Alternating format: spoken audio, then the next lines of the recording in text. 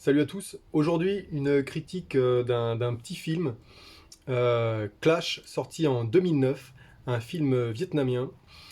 C'est un petit film, mais c'est un film qui est disponible en DVD chez nous et c'est assez rare quand même au niveau des films vietnamiens.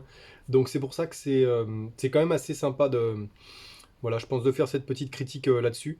Donc, un film comme The Rebel avec les deux mêmes protagonistes, Ngo Tan Van, la fille, qui s'appelle aussi Veronica Ngo, c'est son nom américain, et Johnny Chin Nguyen, qui lui, on l'a vu avec dans l'honneur du dragon avec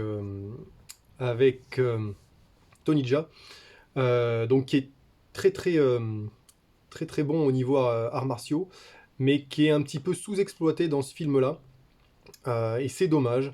Beaucoup de combats au sol, donc ça c'est pas son domaine de prédilection, mais voilà, c'était pour, je pense, pas faire trop de lumière à l'actrice principale, parce que c'est elle qui est vraiment mise en avant.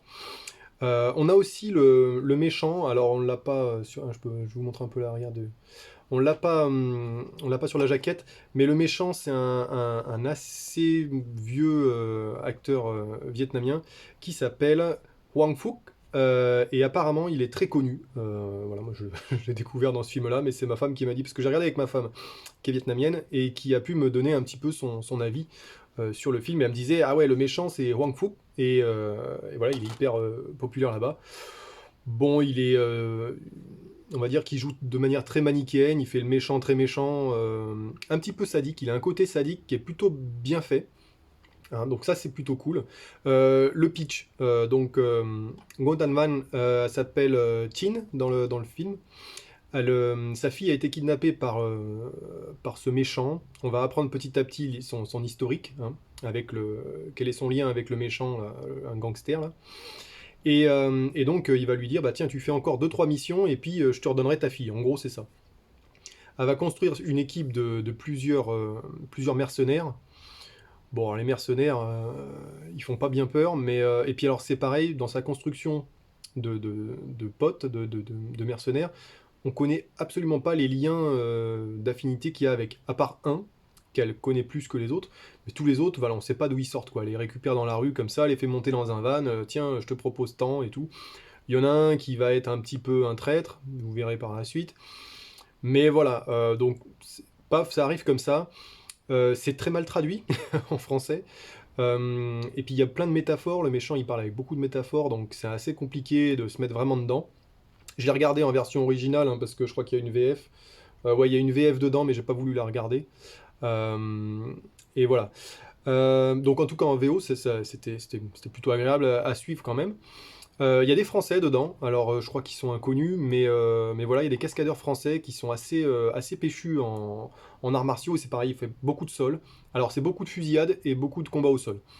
Et puis alors c'est très mal cadré, les combats, c'est des plans assez serrés, à contrario d'un film hongkongais qui vont faire des plans larges où on voit vraiment. Et c'est dommage parce que Johnny Chingen, voilà, il envoie quand même, hein.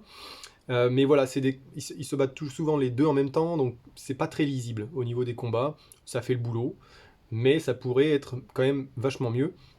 Et les images sont un petit peu saccadées. Alors ça, je sais pas, les spécialistes pourront me dire, mais on a des mouvements des fois où on a l'impression de voir du flou en fait derrière les mouvements de bras, etc. Alors je sais pas ce qui fait ça.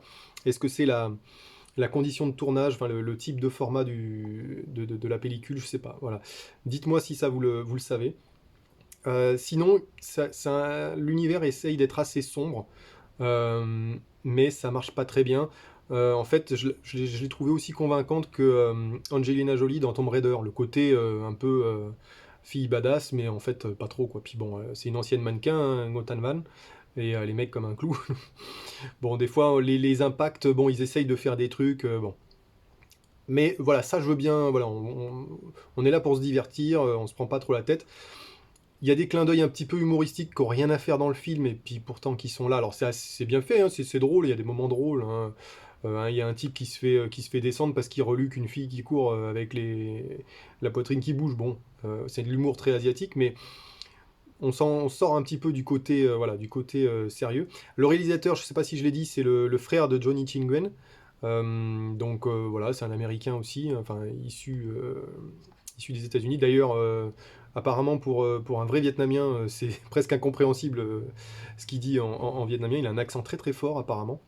Moi je m'en rends pas compte, mais voilà. Il a une façon de parler très particulière. Qu'est-ce que je voulais dire d'autre? Alors après, au niveau justement de la réalisation, on a des plans très intéressants. Parfois, on a les deux protagonistes et ils vont avoir le visage coupé, de façon à avoir des jolis plans. Alors, il y a des beaux plans d'eau et tout avec des trucs. Donc la photographie est assez sympa. C'est assez proche du noir et blanc par moment, des couleurs très, très fades. Il y a des moments qui sont assez jolis. Le problème, c'est qu'ils gardent ce style de format, même pour les combats. Comme je vous dis, c'est des plans très serrés pour les combats. Des fois, ils sont presque hors champ. Alors, c'est un peu bizarre, quoi.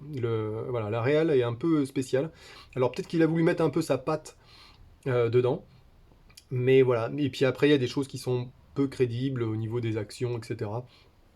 Par exemple, un méchant qui a un revolver à 5 coups, il va défourailler peut-être pas 20 coups, mais 10 coups, quoi. Donc, il y a des choses comme ça qui sont un petit peu merdiques. En revanche, le méchant, là, Huang Fu, vers la fin, il se tape et il envoie du gaz. Parce que lui, il va vouloir lui rentrer dedans, Johnny Chingwen. Et on se dit, ouais, le gangster, il va ramasser parce qu'il fait un petit peu le mec qui a de la bouteille quand même. Et ben il lève la jambe, hein. Il lève la jambe et vers la fin, il y a un combat avec les deux qui est assez sympa. Donc dans l'ensemble, ben, ça se regarde quand même plutôt bien. On a une VO qui est quand même assez agréable à regarder, même si ça peut être mal traduit par moment. On retrouve les mêmes protagonistes que dans The Rebel, je l'ai dit au départ de la vidéo. Donc si vous avez bien aimé ce film-là, qui était au niveau des combats, je trouve qu'il était un peu mieux, hein. The Rebel, ça fait un moment que je l'ai pas vu, mais c'était quand même mieux. Voilà, ça passe quand même bien. Après, il faut pas être trop regardant sur la réalisation. La photographie est intéressante si vous aimez un petit peu ça. On voit des paysages assez sympas. Voilà, après, Ngo Tan Van, elle est pas hyper crédible, je trouve. Elle est pas hyper, elle est très très belle, hein, elle est très jolie, mais voilà, elle est pas très crédible dans le rôle. Elle essaye, hein, elle essaye de faire la méchante un petit peu et tout, mais voilà, surtout au début où elle est vraiment très fermée. C'est fait exprès, hein, elle va se lier d'amour avec ce protagoniste-là. Mais voilà, c'est un petit peu voilà, la gestion des acteurs, la direction des acteurs est pas sensationnelle et pas faux folle. Après, il y a le ressort comique qui aurait pu être un peu mieux exploité parce que l'acteur qui joue le comique, je n'ai pas le nom en tête, est plutôt pas mal. Et j'aurais bien aimé peut-être quelque chose un peu plus fun. Et moi, j'aurais préféré quelque chose d'un peu plus fun, d'un peu moins sombre, parce que là, du coup, je trouve le côté thriller est un peu foiré, un peu raté. On sait un peu ce qui va se passer, etc. Donc voilà. Mais c'est un film sympa d'action vietnamien. Je suis pas déçu.